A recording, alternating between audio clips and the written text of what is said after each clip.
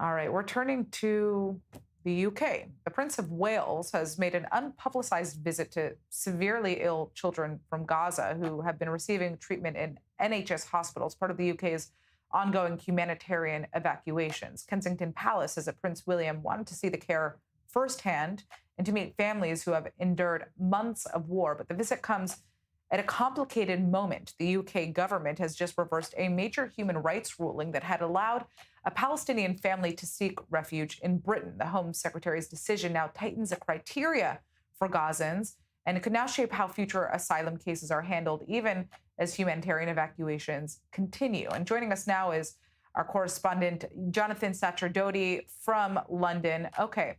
This is a very interesting situation that we're seeing here. It's a moment of royal empathy coming as the Home Secretary is tightening policy on Palestinian refugees. How stark is the contrast, and how is this playing out politically?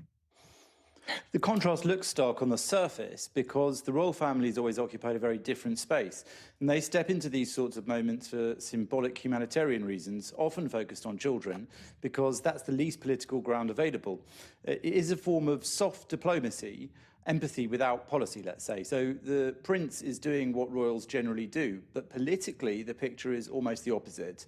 Even this Labour government, which has consistently aligned itself with pro-Palestinian sentiment in rhetoric, in gestures, and even in some symbolic moves like the fantasy recognition of Palestinian statehood, has ended up hardening its stance on actual immigration, and that's not accidental. Immigration is one of the most explosive issues here in Britain in politics, and Labour is hemorrhaging support on it. The public's overwhelmingly against large-scale immigration, particularly from places where the culture is dramatically different from traditional British norms. So for a government that wants to appear sympathetic to Palestinians whilst also avoiding a political collapse over immigration, this case was just a crucial test. And if the earlier ruling had stood, it would have opened up the door to a chain of similar applications and potentially a very large wave of future claims, and it would have set a precedent that the government simply can't afford to have done.